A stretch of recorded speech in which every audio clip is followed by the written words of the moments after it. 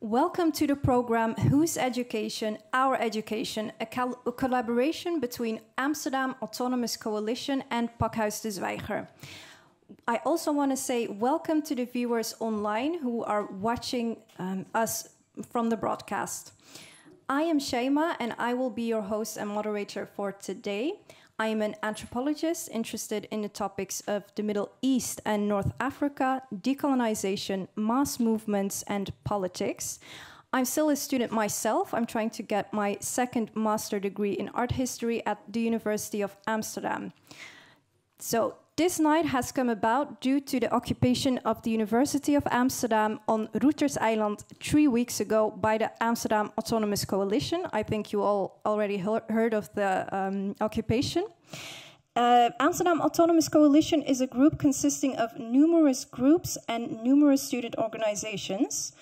Also, we'd like to give a shout out to all student occupation across the Netherlands last month. So that is the Technische Universiteit Eindhoven, the people in the Technische Universiteit Delft, Utrecht University, Hogeschool Velp, Erasmus University, Rijksuniversiteit Groningen en Wageningen.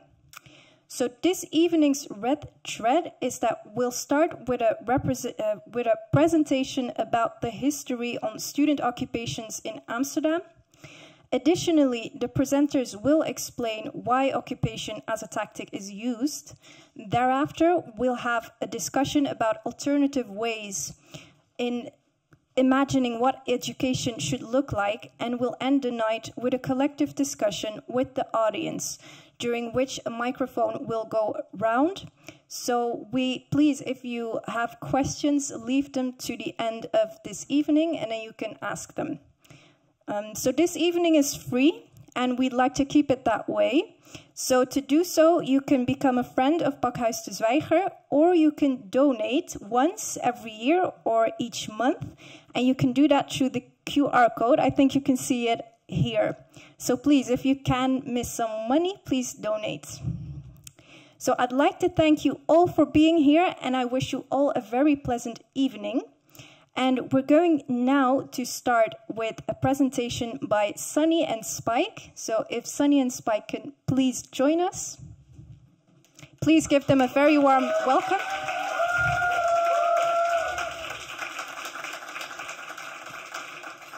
So they are part of the Amsterdam Autonomous Coalition, and they will outline the historical perspective of student occupation in Amsterdam. Please go ahead.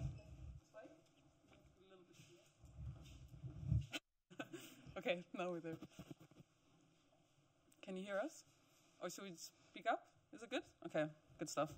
Hi guys, I'm Sunny. I'm a student at the UvA as well. I'm part of AAC, more specifically UvA Rebellion.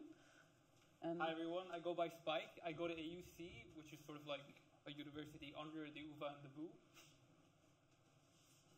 Yes. Does this work? Oh, wonderful. Okay. Did all of you hear me before, or do I have to repeat all of that? No, I think I was audible. Wonderful. Lovely. Okay, let's get it started. So yeah, we're going to talk about, I mean, you kind of got the intro already, university occupations and student activism in general, and why we're doing what we're doing, why we think it's important, and the historical background a little bit. Yes, so I think to begin with, we'll be talking about the AAC. Could we move to the next slide? The next slide. Cool. So the AAC is basically a group of activist groups. Could we have? Sorry, I think we go a little fast at this point. All right, perfect.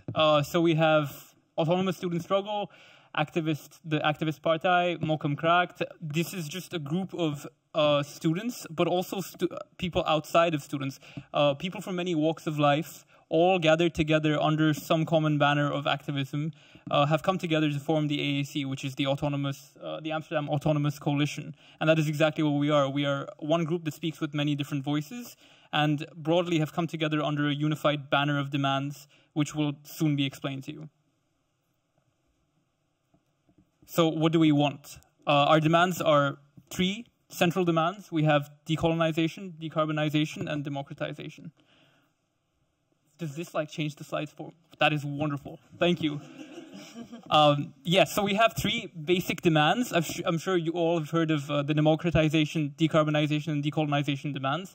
We'll be sort of like dipping into them and trying to talk about them individually to maybe flesh out why exactly these are the three demands and why they're so interconnected. Oh, this is fascinating. All right. So we want a decolonized university. This involves acknowledging that most of Western academia, and the university in particular, has aided in the process of colonization, has aided in the process of generating information from a very Western position and presenting that Western position as universal.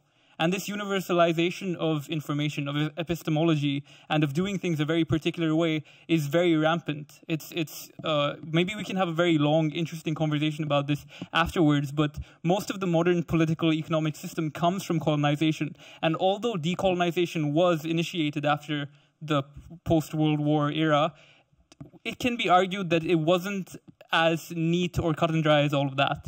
So what we want is a university that acknowledges its positionality in producing information, in producing knowledge, and in disseminating that knowledge. We want a university that has social justice, diversity, and inclusion at its heart. We want a university that stands for decolonization in academia. And very importantly, we want a university that stands for justice in Palestine. I think it's a little strange that the UFA does not offer exchange to Palestine or to other countries in the Middle East. For some reason, there are many exchange programs to specifically Israel when it comes to the Middle Eastern part of the world, which is strange because that is quite a big part of the world. And there are many other universities that offer exchange options to the Middle East, to other countries in the Middle East outside of Israel. Yeah. What do we want? We want a democratized university. And when we say democratized university, we mean a university that is run by its students and staff, not by an abstract, non-elected administrative board. A university that isn't run like a money-making corporation, but rather an educational institution, because the only hope we have towards a brighter future, a future that acknowledges the failings and shortcomings of capitalism and can do something to practically bridge that gap, is if we have education that is liberated, that is democratized in a very direct democracy kind of way, in a way that allows for students and staff to actively action change from where they are located on the ground. Yeah, we want a uni for communities, for care and well-being. We want lecturers and PhD students to be treated with respect and should not be treated like they're disposable. We want dissent and protest to be seen as valid and to be responded to with more than just police violence. We want police off of campus. That's one of our very important demands, is to get cops off campus, because why do we have police on campus? It's almost a show of distrust when students express that things need to be changed and the police are sent in after them. We also want a decarbonized university. We want societal responsibility beyond business as usual. We want the cutting of ties with fossil fuel companies. Although this seems like a no-brainer, it should have been done by now. The university continues to maintain its connections to the fossil fuel industry. We don't want planet wreckers on campus. We don't want greenwashing to continue the way it does. And I think it's suffice to say that science is not neutral, although it may present itself as neutral, and we want a university that acknowledges that and tries in its best way to decarbonize. And by that we mean concretely cut ties with Shell, cut ties with any companies that have contributed to genocides in other parts of the world and continued on a run towards oil money. So these are a few of our recent occupations. We did one in January, and we occupied the Amsterdam Academisch Club, which is sort of where we got our name from as well. We styled ourselves the AAC after taking a space, reclaiming it, making it ours, and demanding that it be given to us so that we can generate discussion and dialogue and come back to the university with our own autonomous space. But it was denied to us. The police were called on the AAC, and we were evicted. Many people went to jail. I'm sure you must have heard about this. It had happened in January. But yeah, these are just a few photographs of many. We also recently occupied the Roters Island campus, like we talked about earlier. This happened in May, and we had a very interesting panel discussion where we talked about why we were occupying. We talked about what could be gained from occupation. We talked about all the different ways in which the university could be restructured, reimagined, and reclaimed by students and staff who were dedicated towards making a university for community rather than for corporate gain or for some kind of idea of endless growth that really only benefits a very select proportion of people who run the university. And our argument is that they shouldn't be in charge of the university. They shouldn't be running the university. And we would like to show them what could happen if students and staff actually took initiative and reclaimed spaces in a very tangible way, which is what we did in both those occupations. I think I'll be handing it over to Sunny now. Okay, so now, does this work? I don't think it does. Should I just speak here? Okay. Yeah? Both work. Okay, I'll just leave this one there. Save space. Oh yeah, lovely. I don't have that many slides, so it's fine. So yeah, I will just very briefly outline a little history of the occupations at the UvA after we talked about what we're doing right now. So because to the left, you see like two pictures that of the Machterhaus occupation in 1969. And what they demanded back then was more participation for students. So you can see like a little running, like common theme. And that was actually one of the first ones at the UvA. And since then, there have been like 15 occupations, even more a little bit, at the UvA until now. And one of the biggest ones that's probably also most present in people's heads is the Machterhaus occupation 2015. The one that you see to the right here.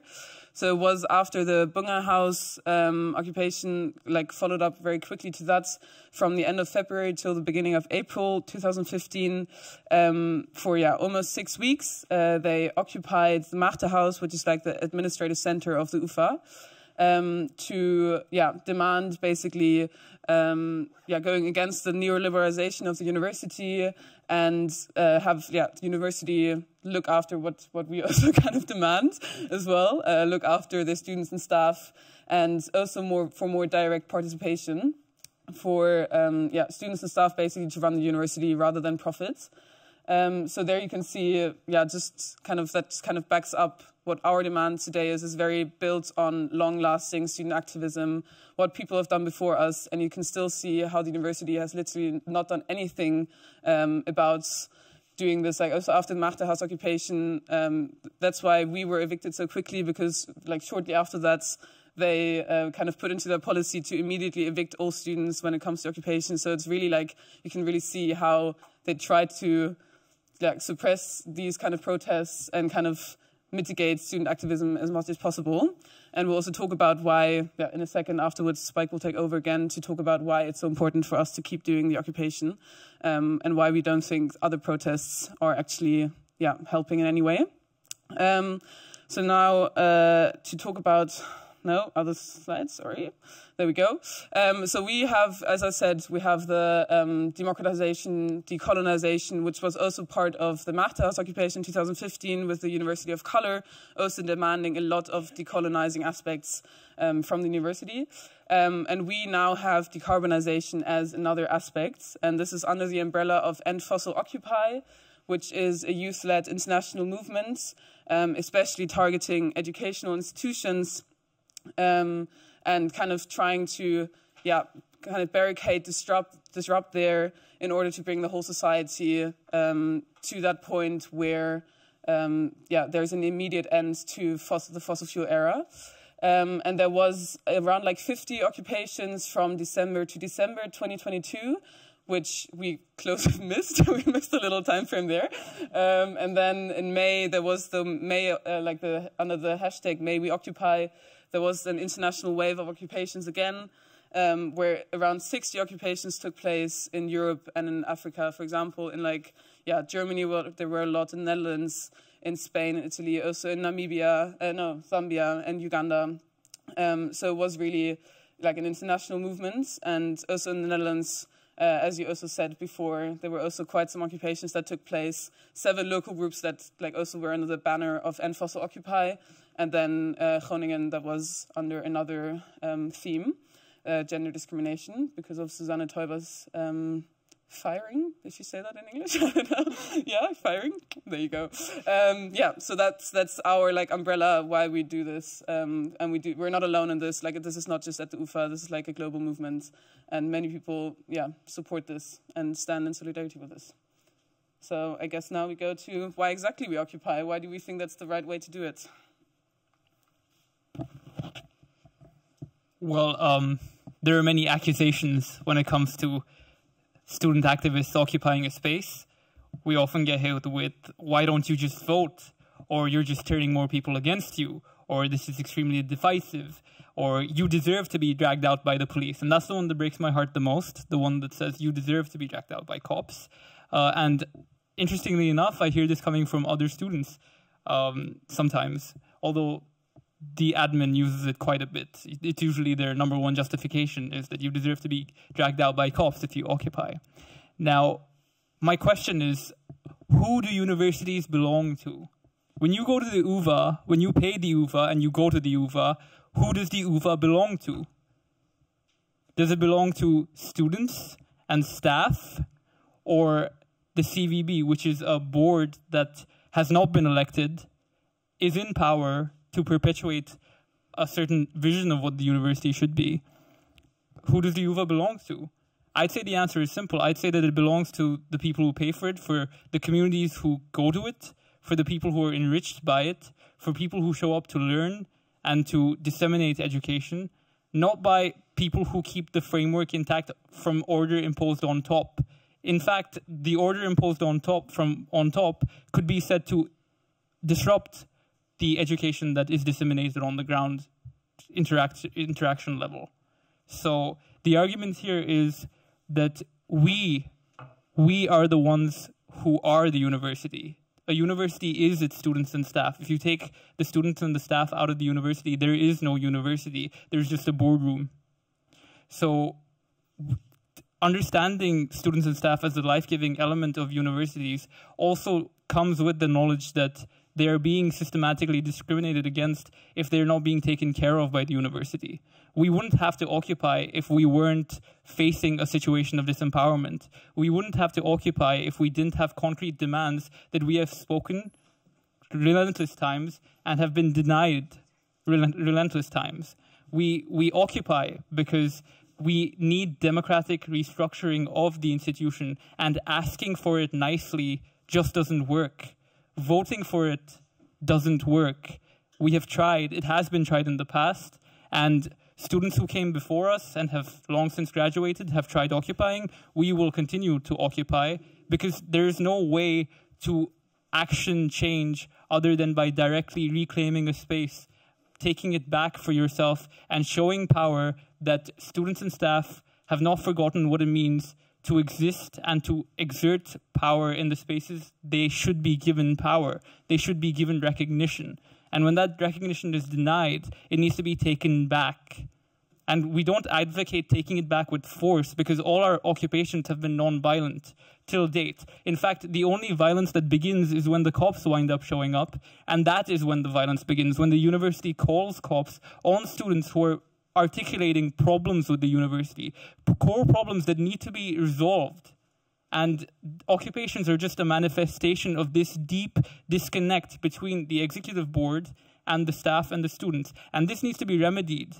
It needs to be remedied with a restructuring of the university. It needs to be remedied with a change with the way we do things. And that change cannot be acted upon through voting. Thank you, Spike. It's almost time. Can you wrap up? It's really beautiful, but we're almost out of time. If you can wrap up. I do get carried away. Yeah. I do. I noticed. But, well, yeah, the argument here is that we can't end imperialism by just asking for it, which is why we occupy and which is why we will continue to occupy. Thank you. Thank you very much. That was very beautiful.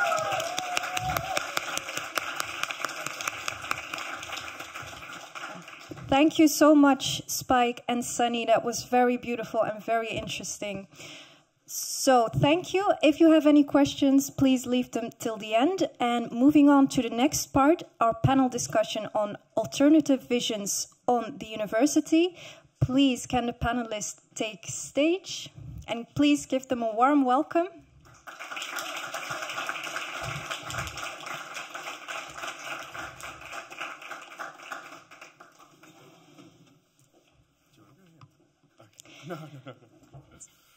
So please, if you all can introduce yourself one by one, introduce who you are, your names, pronouns, and a short introduction to who you are and how you're connected to student protest.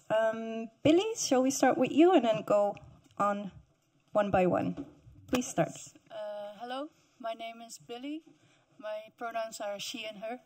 I've been active at University of Vrije Universiteit for about 4 years, but recently we have occupied in January and May with the Amsterdam Autonomous Coalition. And also I've been mostly focusing on the decarbonization part. At Vrije Rebellion we focus on cutting ties with Shell. And recently I also joined a new project set up by Solid Sustainability Research, which is a project called Mapping Fossil Ties Database, which, because transparency is very important, because these fossil ties are not given away. They want to keep it a secret because it's not beneficial for them. And we've asked many times, but they wouldn't give the contracts and like the specific details. And that's why we have to go into WO requests, which are Wet op Openbare Overheid, which is Freedom of Information requests. And with this, we can map all the fossil ties and do good. And then direct action groups can use these facts. And I think a combination of putting pressure institutionally and direct action with occupying is a good tactic instead of just one tactic. Thank you. Max. Thank you. My name is Max. My role today is because how I was connected to the student movement was in one of the pictures you saw of the 2015 occupation. I was part of the University of Color. Back then, I'm not a student anymore, but that's sometimes I'm still asked to reflect or reminisce or give like lessons learned from that period. I don't know how many Maagdhuis occupiers are here in the space. 1, 2. Okay, so, you know, as you know, probably there's a lot of different experiences of that time period. So I will just give my perspective on that period. And I'm sure you have also your stories. And I was part of the University of Color, I said that. So now I'm a program maker here at the Pakhuis also, where I organize a lot with grassroots organizations against racism. And I'm part of Arales, which is a decolonial network in Amsterdam. So that's me. Thank you. Tariq? Yeah, I'm Tariq. I'm from South Africa. And I was loosely involved with student protests in South Africa back when I was there, but not really centrally. So it was quite exciting, I think, when things started to happen when I came to the Netherlands. That was pretty cool. Reminded me of home a bit. Yeah, and I'm also involved with AAC and Students for Justice in Palestine. Yeah, that's pretty much it, I think. One question to Tariq. What is your expertise? Like, do you research or? Expertise. I don't really like that word, but I'm a PhD candidate at the Vrije Universiteit. My PhD is in archaeology, and I do like a lot of different things. So it's political ecology, migration, and also how archaeology or like academic fields in general are sort of really tied into and complicit in coloniality and capitalism. Yeah. Thank you. And Rango, the last but not the least. Hi, I'm Rango Star. I use the they and the them. I am affiliated with the Amsterdam Autonomous Coalition as well. I've also been part of the direct actions at the university in some sense. And I, together with my good friend Walker, who I'm giving a shout out to in the audience, we started a project during all these university actions called the Radical Sunday School, in which we started to reflect on radical education, anarchist pedagogy, different ways of doing pedagogy, different ways of looking at classrooms, or the opposite of classrooms, to abolish classrooms, and what that would look like. Because the demands of decarbonization, decolonization, and democratization also take place in the very way we learn. And this is what we focused on since the last 2 months, and it's a growing project. Thank you so much. I do have one question, because what's interesting to see is that every time there's an occupation, also this initiatives of educating students and giving other perspectives on education kind of pops up. Because if I'm correct, Max, you were involved with the University of Color, and you also organized quite a lot on that. Can you tell us more? Why did you organize, and what did you actually organize with the University of Color? Yeah, so I never stopped organizing actually ever since, so that became is uit de hand gelopen. I don't know how to say it in English. But no, yeah, so at the time the context was quite different, I would say, also in terms of now that you see the occupation, the student movement out of itself makes the connections between the, now like a third layer, decarbonization, democratization, and decolonization. And at the time, so this was 2015, like you only had just then the Kick Out Zwarte Piet was slowly starting up, but not at all becoming mainstream yet. Bijeen was just about to form, not forming yet. Denk was about to form, not forming yet. So this was like a context where you weren't really allowed to talk about race. Decolonization was a weird word. Diversity was even a scary word at the time. Now it's, you know, they try to push for diversity instead of decolonization. So it was a different context. So in that context, we actually had to sort of make people aware that this is even a relevant term. Like, and it's fun to see now that the student movement out of itself, it's already connected as a main thing. So it was quite separated. So I have one image with me that was like quite a, yeah, I say this picture, I think many people have seen it at the time, or at least the slogan, no democratization without decolonization. So the idea that we first had to confront the student movement that was about decolonization, that they cannot do the one without the other. So we were sometimes called an occupation within an occupation. So we had to organize just to be heard, to make it visible that the connections are made. And yeah, for me, it's really beautiful to see after so many years that it doesn't need this confrontation within. So we were first actually confronting our own movement before moving on to becoming a, let's say, one movement. So that's really exciting. So it started with education, as was said. Like the occupation itself was an educational space, I would say, in multiple ways. Yeah, I don't know how long I should, like, because if I start like going on memory, yeah, then you know. Don't worry. I'll leave it there. But it was, the core goal to organize was to make its relevance even made visible, because it was denied at the time. Yeah. So we do see the student organizations and protests evolving. So first it was really about democratization. Now it's about decolonization and decarbonization. It's all included. So that's actually very beautiful to see. So let's start with the basics and the framing, so we can clarify, you know, what we're actually talking about. Sonia and Spike kind of already talked about it, but what do the demands democratize, decolonize, decarbonize mean to you in general within the university context? Rango, Billy, would you like to respond to this? Do you want to start? Yes, I can start. So for decarbonization, it's pretty clear. It's just to cut ties with the fossil fuel industry and then all types of collaborations, not only research projects, but also career days, etc. Democratization is what the CVB often says, oh, we're a very democratized university and we have this and that, the university forum, but those are not real bodies with power, so it's not real democracy.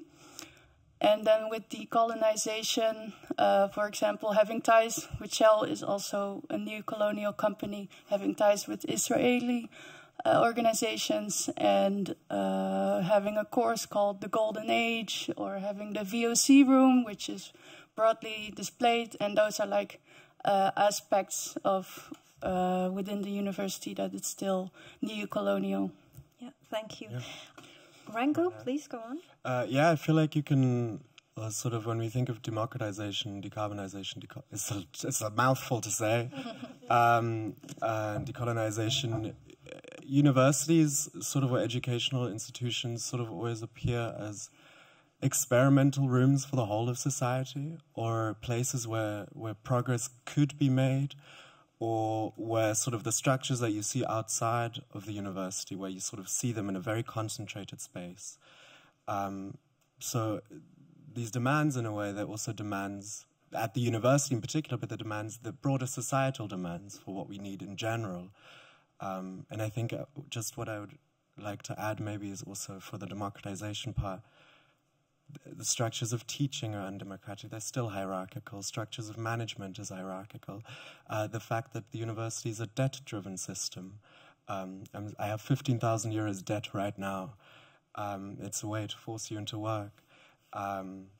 And the fact that the university, like so many of our institutions, like to see themselves as value-free or value-neutral institutions when they're not, when they are a part of the political system, as having a standpoint in the political system and the implications as well.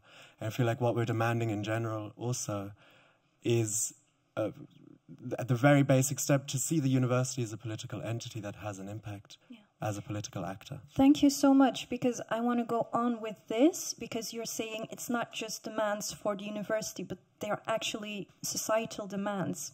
And I actually want to ask Max and Tariq, maybe you can also add on to that.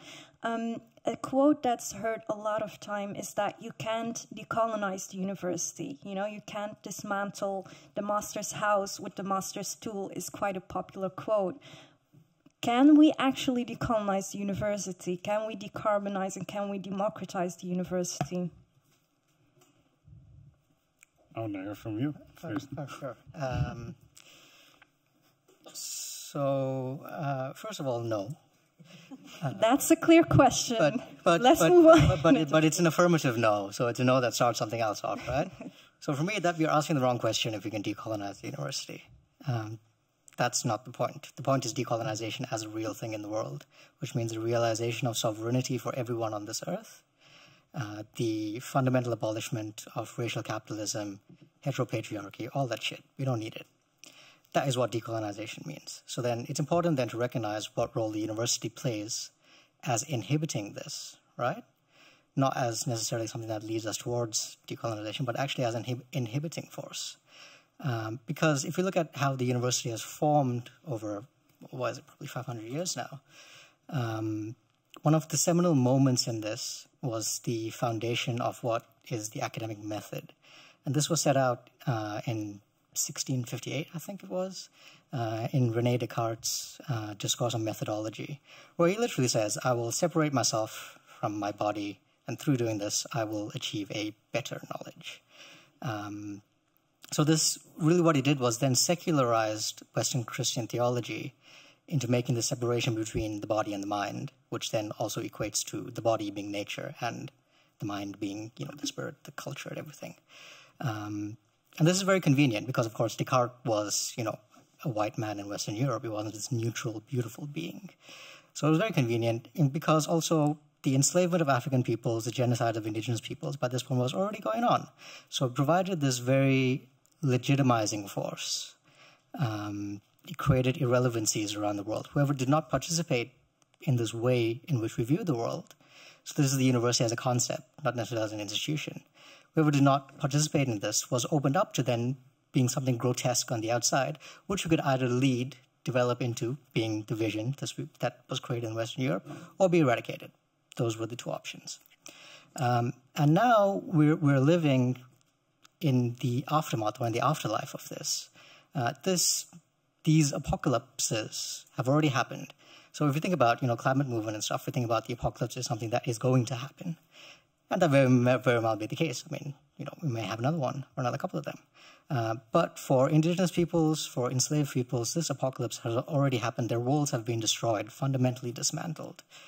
And then there's this interesting maneuver where through all this death, we've then been offered the academic method through anthropology, ethnography, archaeology, sociology, all of these things, to study these societies, study these movements.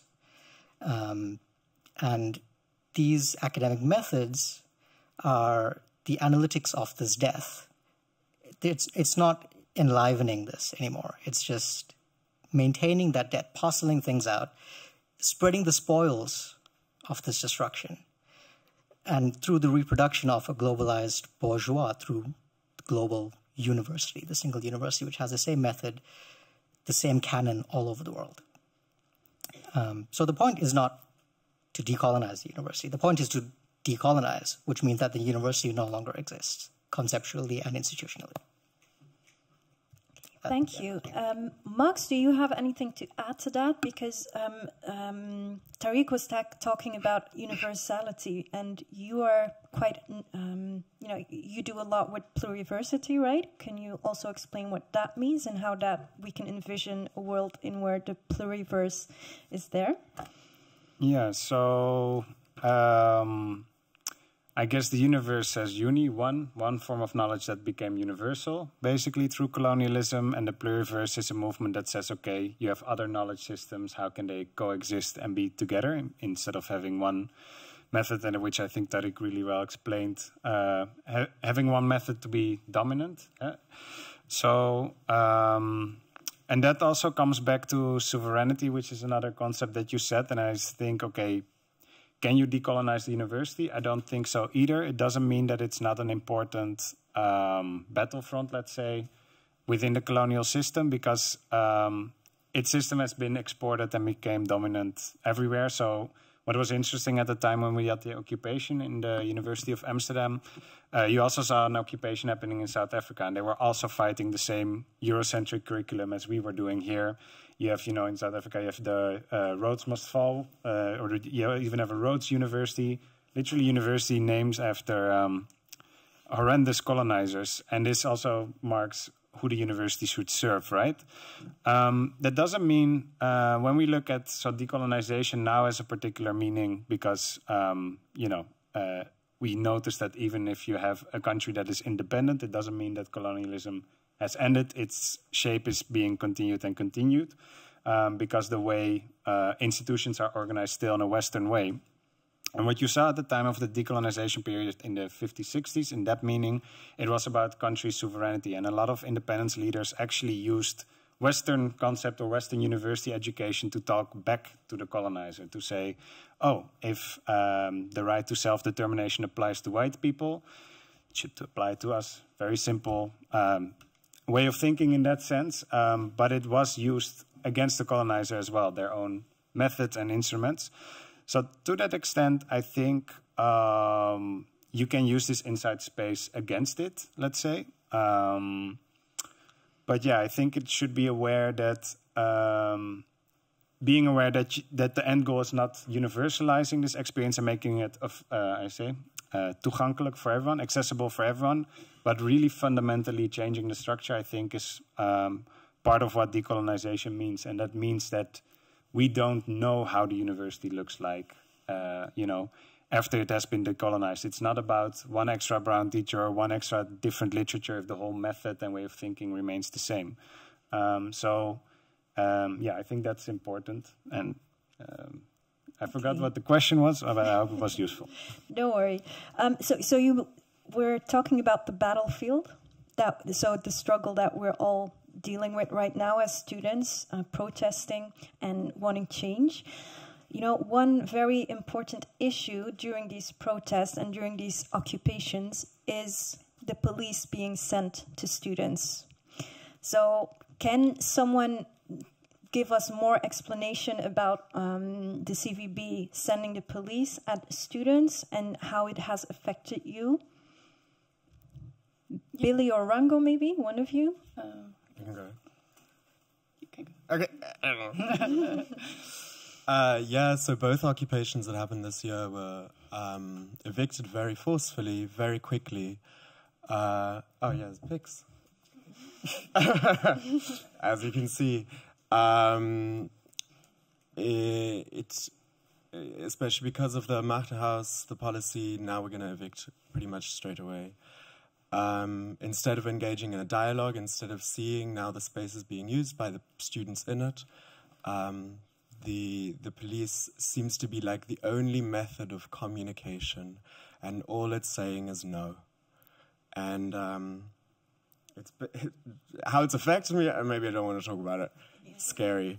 But I feel like it makes sense if we're talking about like sort of the structure of how universities set up as another good picture, as sort of such a managerial body, as such an undemocratic body, as a body that is sort of that is built with as a management board, as a top-down management board that's appointed from above. It has no need for a democratic discourse. It has no need to listen, because it's what it wants to do is manage, and an occupation is in the way of management. I'm going to ask the million-dollar question, but because the CVB was allowing student occupation at the university, I think Max was there, and they stayed a long time in the University of Amsterdam, in one of the buildings, in the Maagdenhuis. What can we do as students? How can we make sure that we are able to occupy? Is there anything we can do as students? I mean, I'm 5 years in retreat of met pensioen from occupation, so I wouldn't be able to speak in that sense to what you do now, because situations change. At the time, I feel, what you say, the board has learned and responds in this repressive way. At the same time, the repression was there at the time as well, and it was also interesting. I think we had a different situation as well, because we got a lot of media coverage, so we became really a nationwide debate. I mean, maybe this is also less picked up because at the time it was very simplifying, the one that got mainstream, like the democratization part, and it became a whole societal discussion about neoliberalization and this rendementsdenken and managers. So you had then cleaners striking and people at hospitals striking as well. So it was like it linked with a lot of different things in society, and there was a sort of a leeway. Oh yeah, these are students. At the same time, you could see when the media was shifting as well. I remember with the evictions, and there was some images of police brutality against students, and then Van der Laan saying something like, no, but these are squatters, as if it's okay to hit squatters, But it's also like, what is the frame? Is it like the students who are doing like a big societal thing? Is that the media frame? Or, are they the radical whatnot group that you can hit with? And I think that having that leverage or that vision or not, or that, media outcry or not, you cannot put a finger on it, but that would help to let them lose face. Because I remember as well when the Bungehuis was evicted, some of these images of repression actually sparked a lot of, media outrage and also outrage by teachers. There was also a moment where the CVB at the time wanted to sue the students who did the first occupation of the Bungehuis, the occupation before the Maagdenhuis. And they wanted to sue them for €100,000 per day of the occupation per person, something in that direction. But that was like destroying someone's lives, right? And that was also like showing this clear alienation from the board with the student movement. And so that repression actually gave the student movement a sort of a boost, because then everyone was like, oh, I don't agree with their methods, but this repression, we especially don't agree with that one. So sometimes the oppression can also flip back badly on the board as well. So sometimes there was juggling between these two things. I don't know. So I'm going to take questions soon. So if you do have a question, please do raise your hand. And then Sunny, or I'm not sure who, but someone is going to come up to you with a microphone. Yes, Billy, can you add to that? I would like to add about, so you explained a bit how the CVB responded during your occupation, and I want to explain how the CVB responds to repression at our occupation. Is that they say, we show them that violence happened, we have evidence, and then they say that we manipulated the footage and that no violence was that occurred, so they are denying. But and also that if violence would occur, the police is allowed to do it because you're resisting. But it's completely wrong, because they make an estimation of, oh, this group of people, they seem violent, and so we use a precautionary measure of using violence before it even occurred or when it happened by the students. And another controversial thing that happened is that Jan Linse, the CVB, will share the names of students with the police if they know that you are there. So the CVB is actively collaborating with the police, denying the police violence, and if it would happen, that it's justified. So, yeah, thank you. Yeah, so, I mean, yeah, that sounds very typical, and it's also not about convincing the CVB.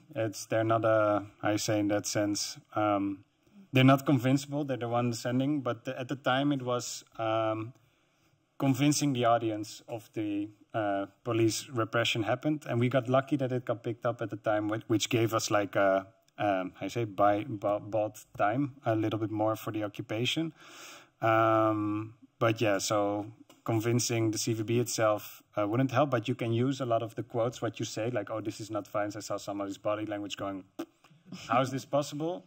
We want this body language to happen with the people reading about it, how it's framed. But yeah, it is also, you don't have in control what is going to be the mainstream narrative. And I think we got lucky. I mean, someone would be lying if they would said, oh, we were going to do this occupation and we knew we were going to hit mainstream news for weeks on hand. Like, we didn't know. It just, like, it happened. Yeah. Okay, thank you. Are there any questions already from the audience? Not one? Oh, there's one. Yes, please. Just a simple question. I've heard the history of occupations at the UvA, and I was wondering, I can't remember if ever the VU was also in the university in Amsterdam was occupied, and what's the difference then between why the UvA is occupied and the VU not? Okay, that's an interesting question. So why has the UvA been occupied and the VU not? I wish there was an occupation at the VU. Yo, get that shit done. Yeah. The VU has been really aggressive in repressing any student organizing. Really hardcore. And they've utilized the diversity office also to do this, to add sort of additional barriers to us. There was, I believe, a few years ago, a small occupation in the department of the Faculty of Philosophy, which demanded certain things. And then what the VU did was they hired a professor to diversify philosophy. No, I mean, I think Shama maybe knows more about this. Yeah, I'm like, shall I answer or not? I'm actually the moderator, but the VU has been occupied before, but that was like generations before, I think. So it has been occupied. There was this little occupation at 3D. I don't know if anyone studies at Vrije Universiteit, but it was like a small space that was basically occupied by students. It was an autonomous place. They could organize, they did everything they wanted there. And they invited a Palestinian speaker, and it gave a lot of controversy, so eventually they were kicked out. So there was a very small occupation, and it was a great place actually, and it gave students a lot of freedom to organize and to really talk about issues that they want to talk about without having someone from the university interfering in what can be said and cannot be said. To be honest, I think Students for Justice in Palestine is actually trying to organize something in the space that was occupied before, but it has been denied numerous times. I think it's dragging along for 3 years. They're trying to organize a hummus event, a Palestinian hummus event, and it constantly gets cancelled, or they say we don't have place, and it just goes on and on. Is this in the Verrekijker, what you were? Yes, exactly. It was the Verrekijker before. Now it's rebranded in 3D, a place for diversity, debate, and what was the other D? Dialogue. Dialogue, exactly. But they don't really give us any dialogue. But so yeah, that's a very quick answer. I'm sorry, I'm not part of the panel, but still to answer the question. Any other questions, please? Okay, nice. There are some more.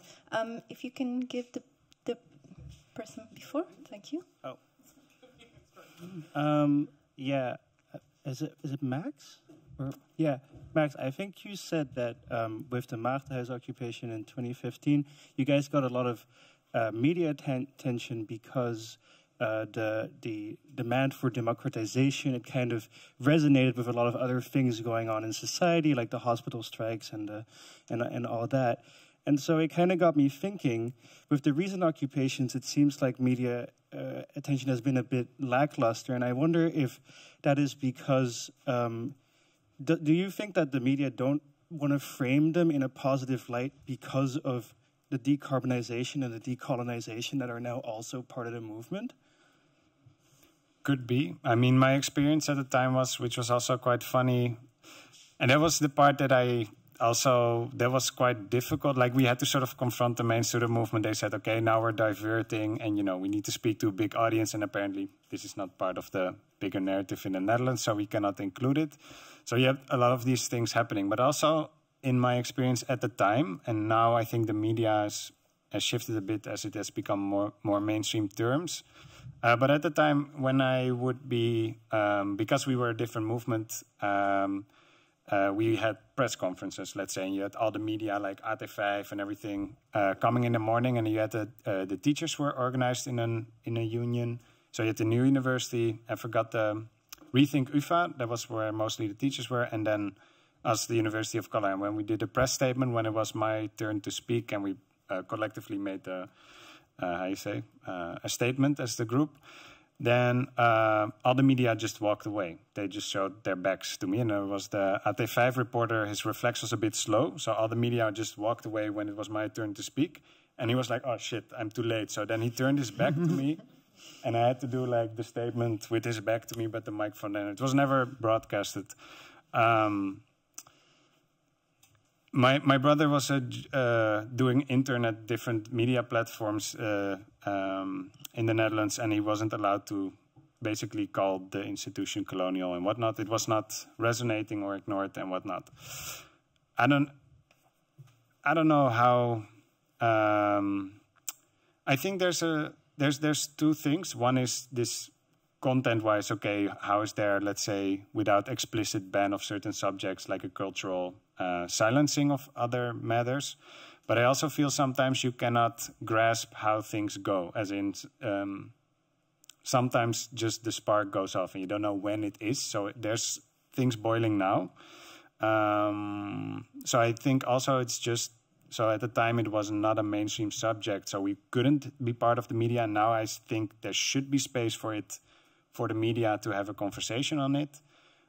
But I don't know what is then the reason to not pick it up, because I don't think we're in the same media climate right now as we were back then. So I don't know. Maybe they got also scared. They don't want to, you know, they see this in the symbol of autonomous, they see like anarchy symbol. Maybe they think we don't want to pass the mic to anarchists. I don't know what they're,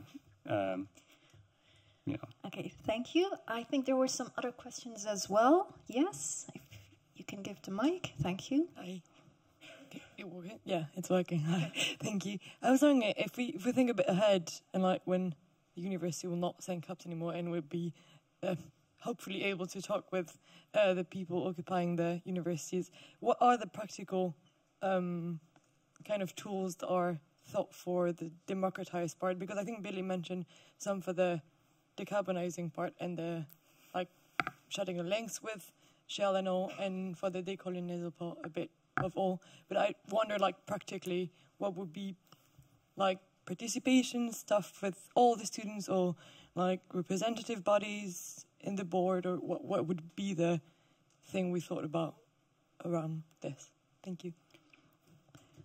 I think I know some parts how it would look like, but I think we wrote a manifesto recently and what democratization means for us, and there are some certain ways, but I think we still have to talk about it within the coalition. What does it exactly mean? But examples are that the CVB is electable, more power, so only the CSR, the OR, they only have advising rights, so not real power. What else? Maybe you have more examples? Yeah, so as it is now, as you said, the Student Council, the Workers' Council are only advisory. I feel like, personally, I don't feel like you need necessarily an executive board at all. But to have the chance of having a more direct democratic approach, to have even the slightest bit of student representation that is actually in effect, because that is, as it is now with people that I know that have experience in student council, even the advisory function isn't actually being upkept in any way. People are being held from meetings, people are being barred entry, people and students are actually not even given their basic right of advising.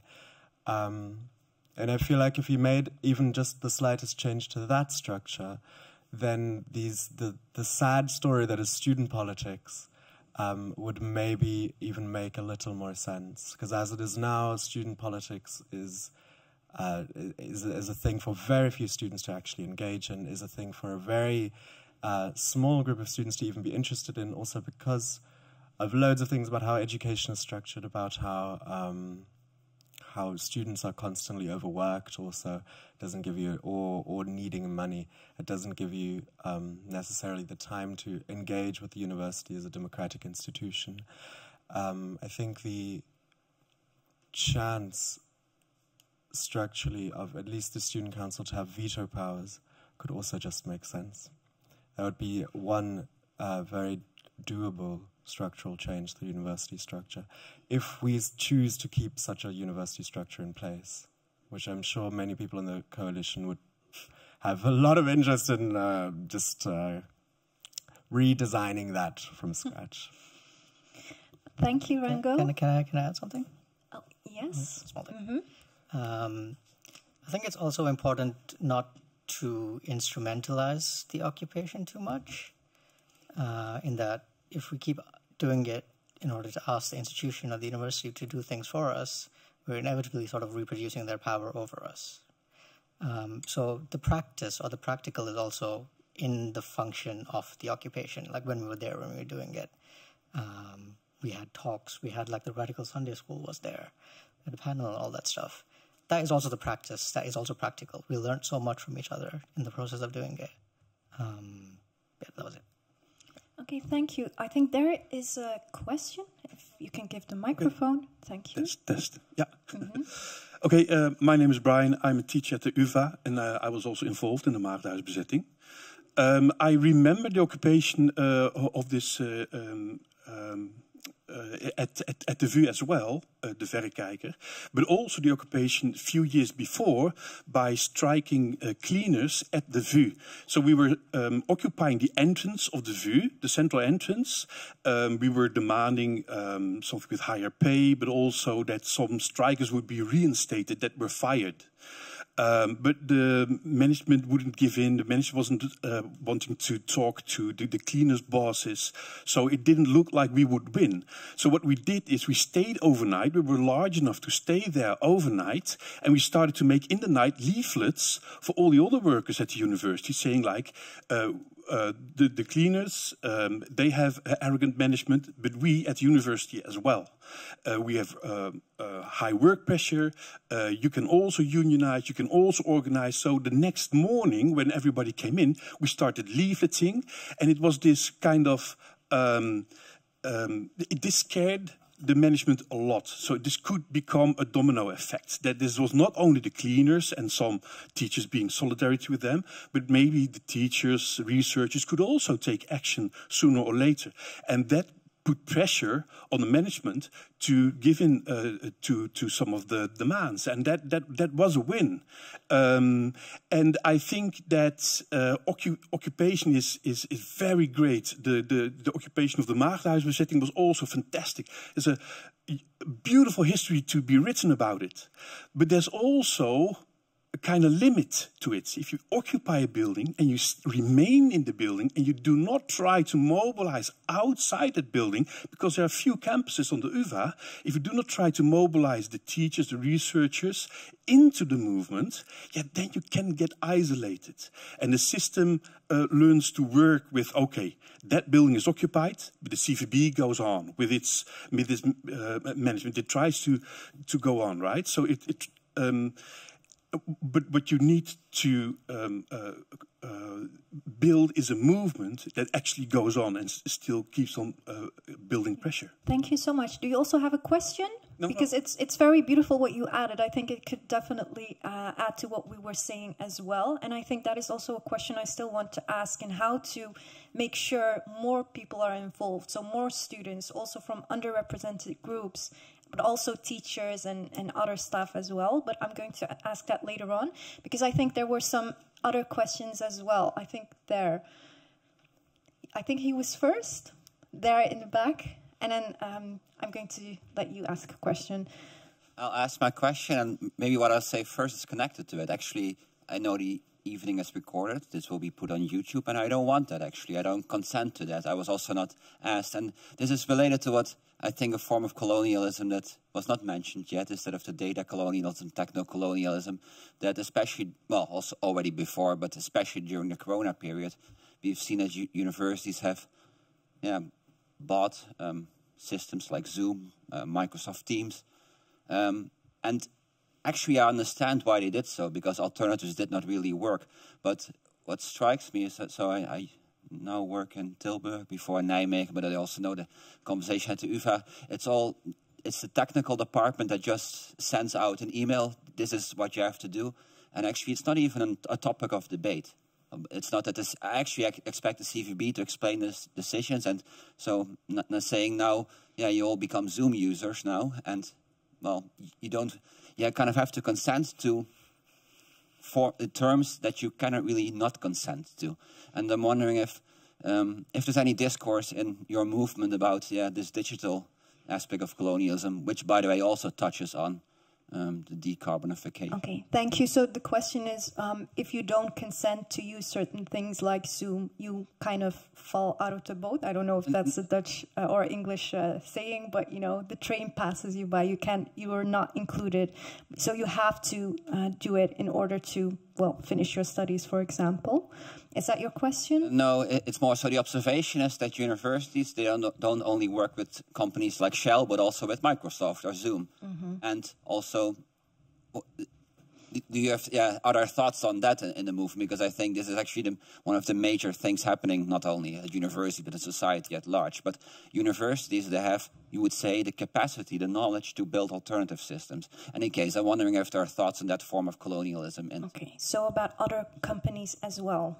Do you have any questions or answers to that? Maybe Rango or Billy? Personally, I think in the movement we haven't thought about that perspective, and I would like to talk about it more maybe after the panel and what it really entails, and to understand it more.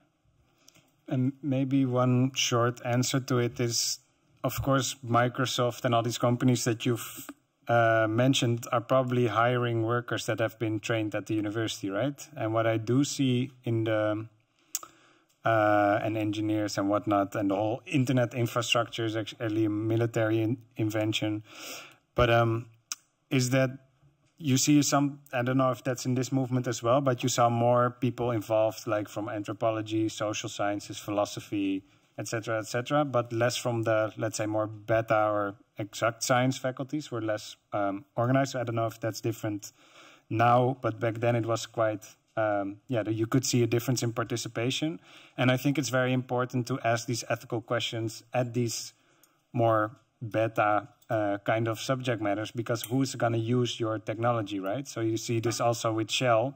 Shell's using a lot of, even if the university cuts ties with it, probably the engineers that have, Shell will still be able to hire people with knowledge that they've gained in the university. So how do you have these ethical conversations? So I think maybe to add to that, or as an answer, I think maybe it's to also involve different faculties that are more hard science based. Yeah. Okay, thank you. And just a point of clarification, one of the program makers did ask for consent it was mentioned that it was going to be filmed. So unfortunately, maybe then you didn't receive that. Do you have a question? I do. I think you might have been waiting longer than I have. Oh, I don't know who was waiting longer. I saw you, but were you waiting longer? Okay. Please, go on. Oh, sorry. Yeah. I guess someone asked earlier about sort of examples for how to sort of concrete examples on how to democratize the university space. And Rango, you mentioned something about a Sunday school earlier. Like maybe it sounds really interesting. Could you tell me a bit more about this? More about the radical Sunday school. I would love to talk about radical Sunday school. Do you want to, in terms of democratization? Well, I mean, like, I guess in terms of like, yeah, I don't know. Like, I heard like half a sentence about it. So, okay. Like, because you said it's something. Rango did mention the radical Sunday school. But it was mentioned again. I don't know. Somehow I put those two together. I don't know why, but. I mean, I can talk about it without stopping to talk about it. So it's sort of when these I'm part going to repeat myself. In part, when we started, it was kind of to start reflecting on education itself, and sort of when we think of the classroom as a colonial classroom, we think of it as an undemocratic space, and we also, if now I'll get a little heady, is decarbonated as a carbonized space in the sense of how we teach for a future that doesn't exist anymore. And sort of we're teasing out new ideas for like how education could be working differently. I'm personally taking a lot of inspiration from Danish folk high schools, which in the 18th century were proposed as alternatives to universities. Based on poetry and language and ways to educate for a democratic citizenry, and ways of using folklore and story and song to discuss sort of matters of life, what matters of concern for your social reality. And then also, of course, a shout out to Paulo Freire, and like a radical educator in Brazil, who used his sort of, he was very intent on like having the community of learners realize their social context in which education takes place. And I feel like for me a central concern about sort of an undemocratic education is that education right now, if you're a student, you go to the university to get a service. And you don't go to a university to participate in a community, and you can even go to the university in in all fields. You go to the university completely ignorant about what all the other fields are doing in the university. So the fact that you can study business without knowing anything about social context makes no sense. The fact that I can study humanities without knowing enough about digital worlds or digital colonialism makes no sense. So we're trying to find a way in which education could be restructured in a way that takes into consideration what students actually need to learn, what students want to learn. Because learning is, okay, now I'm going off. Learning is a bit of, is a way of curiosity and social need. And that's not what the university is permitting right now. If my vision for the university would entail that, like, maybe if you do have year programs, for the first year, discuss what everyone needs to know, and to discuss this in communion, what needs to be learned. Because you have, thank you. Yeah, I think for a very specific question, you can walk to Rango and then ask him in the cafe about very specific things. When and where? Sorry? Where is this school? Oh, it's at the University of Amsterdam. It's right? not. Oh, I'm sorry. We're squatters! And you can ask me about the location in the cafe. Thank you. Can I hold it myself? Or? Okay. No. So yet another opportunity to shamelessly plug Radical Sunday School while also asking a question. So just a second ago, we were talking quite a lot about basically so we had some comments about how occupations sometimes flounder on the fact that they're confined to the building that they're staying in, and that there isn't enough reaching out outside of that building, within the campus, within the broader community, perhaps to the media, within the national conversation, or international conversation. We were also talking about the role of the police being called into all of these things, and all this looks a lot like a conversation we were having at a previous session at the Radical Sunday School, all about political space and how the university is often kind of kept to the side of what the rest of the community might be doing as a kind of walled-off garden where students come in and spend all of their time focusing on just what's going on in the university, perhaps taking a class about something that's going on outside, but generally being citizens and people just kind of removed from the rest of the situation. And that a lot of what's going on with student protest is the beginnings of an attempt to kind of repoliticize the area and remember that we're all part of the same world as everybody else is. But in particular, the question I wanted to ask was, when it comes to the push to get the cops off campus, to get police to not be able to come in and break up protests like they do, one of the things that we had talked about at this session was the fact that different countries, different places have different regulations to this effect. So in Peru, for instance, it seems universities are legally, state police cannot come inside. This is part of a general political push that they're trying to keep them as independent areas. In Greece, up until recently, I believe, for a couple of years, I believe that campuses in Greece were also this way. Does anybody know of any concrete kinds of strategies? I mean, of course, I doubt that the state unilaterally decided to let these places be cop-free. So what kinds of pressure campaigns, does anyone know about them? What has been used, what's worked, what's not, what we could probably take inspiration from? Thank you. So how can we keep cops off campus? Are there any regulations in other countries? That I already asked the $1 million question, but let's try it again. Does anyone know of certain policies in other countries, or how we can get them away from the university? So in the Netherlands, there were already some occupations where police were not called. This was at Utrecht University and TU Eindhoven, the first occupation. The second occupation was evicted. But I think it depends on in what time are you of the dialogue, and are they also the relationship with the CVB, and are they very afraid, or what kind of space is it? Is it very disruptive, or is it not possible? But mostly all CVBs say you cannot sleep over because of your safety and the fire hazard, but it is possible. Students can stay over, and I wouldn't know exactly what the best strategy is to stay over and not to call the cops, but I think just putting more pressure and also having bigger numbers. Maybe somebody else has. Rango, maybe you, or Tariq, yes?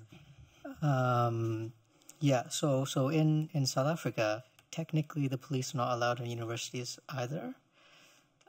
So they can't just turn up. Like, you're not going to run into like a police vehicle on university property. But they can be sort of brought in through getting a court order or a court interdict, which is, of course, is like very weaponized. But it takes time, and there needs to be a sort of burden of proof that the people in charge of the university need to show to the courts. So I think if really if we're really thinking about this seriously and trying to get cops off campus, it can't be done in isolation just with campus. It needs to be a wider national movement to undermine the power of the police through whatever means that we take to do that. Okay, thank you. And I have a follow-up question, actually, because Billy said, you know, one of the things we can do is get more students involved, have more people there. I see you nodding yes, Max. So do you guys have any idea how can we reach more students? How can we make sure more students are involved and that they feel safe enough and that they feel welcome to actually join student protests? And especially when you look, for example, at certain underrepresented groups, people of color, how can we make sure we include them and we make them feel safe? And how can we make sure that we really build a broad movement? Yeah, I think there's several ways. And I think one of the ways is saying that there's not one way to get involved. Because I think also, yeah, if you see the police brutality or the occupation, it's a form of confrontation. Not everyone is comfortable with. Can be that they're supporting it. Like you showed some, there was shown some quotes of, let's say, reactionary people, but it can also be, I'm not comfortable for whatever mental state I'm in or whatever's going on in life to do it in that form. So I think you need to have a diversity of organizing strategies and ways of contributing to the movement that is broader than only direct action or occupation.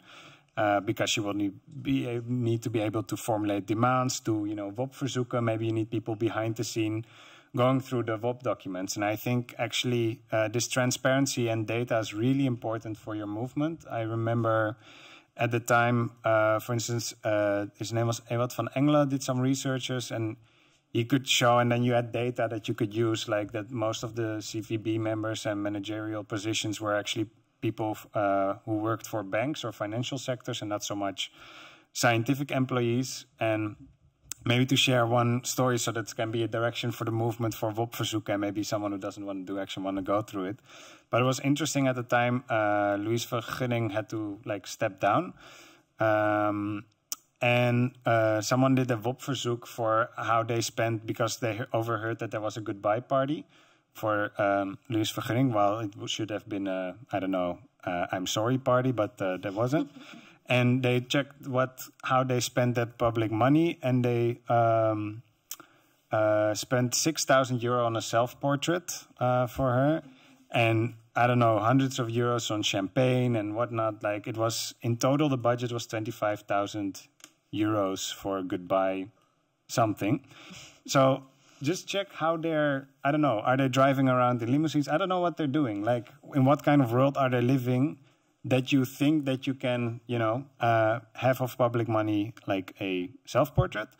So these kind of things you can really use. So I would say diversity of tactics is one. And I want to make a division as well.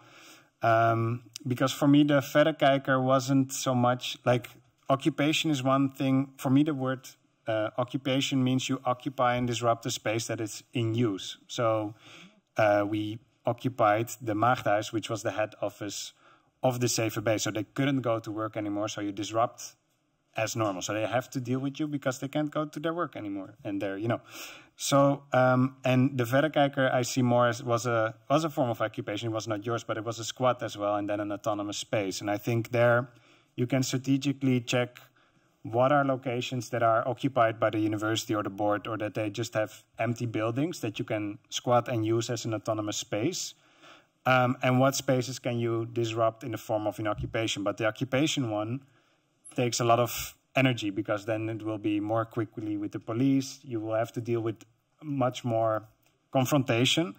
And I think for the sustainability is always important. I think the occupation part, you have to think strategically, when is the time and the moment that you invest your energy, because you can also get, you know, I've seen a lot of people coming in and out the movement because it took way much more energy than they had to spend, and there wasn't a lot of sustainability in there, while organizing in autonomous spaces can give and regenerate a lot of energy and conversation, out of which actions can come from. So I think the squads can energize maybe from time to time the direct actions. And one other action that I think, if you get enough momentum, that's really useful and powerful, maybe even more than an occupation, is a strike. But then you would have to have enough employees and students like committing to that strike. You can try that out for one day. So for instance, I know the in the US, you had the civil rights movement, and you have ethnic studies department now where you can study race, and you have whole faculties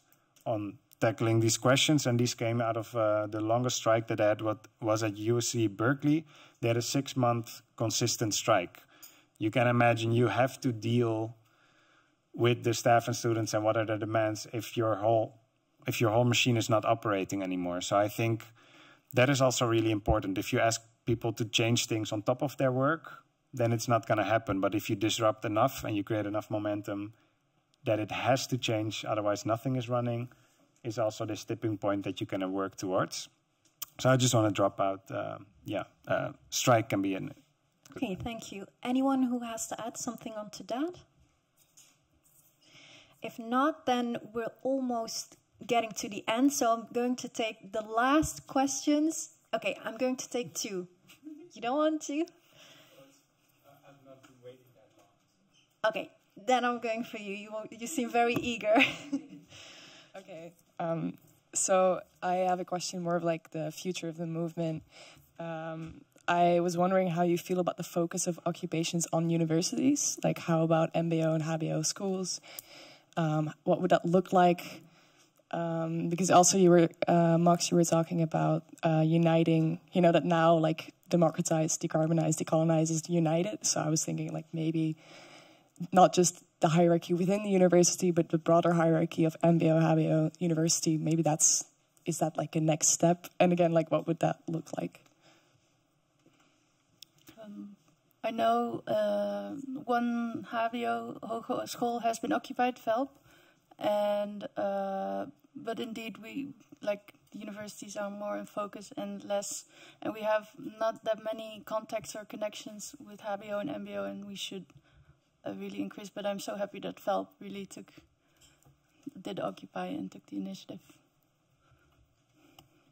Anyone who wants to add to that? Shout out to Hogeschool VELP. They did really good, so hopefully more will follow. But do you want to say that? Rango? I wanted, but yeah. Oh. Yeah.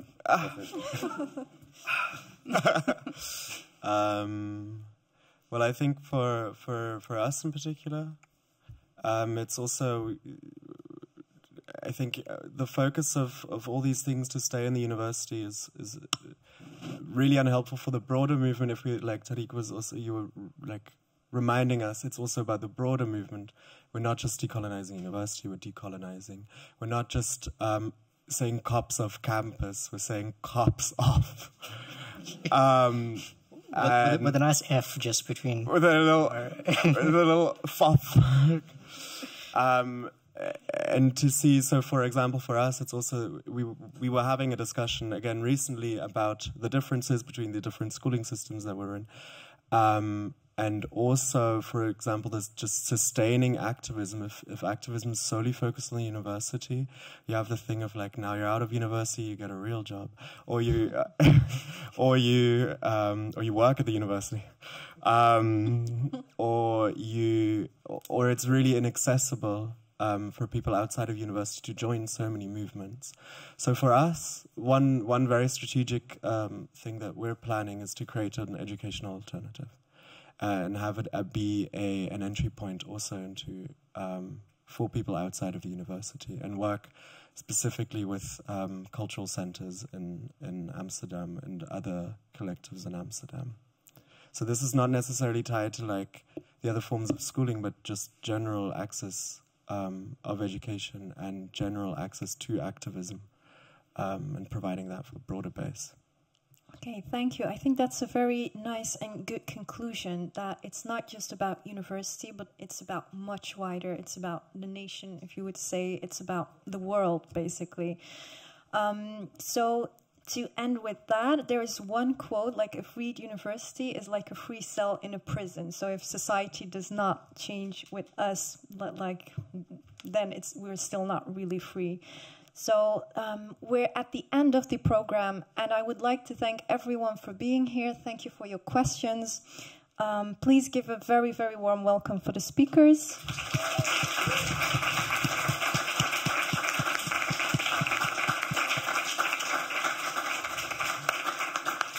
thank you on behalf of Pakhuis de Zwijger and the Amsterdam Autonomous Coalition.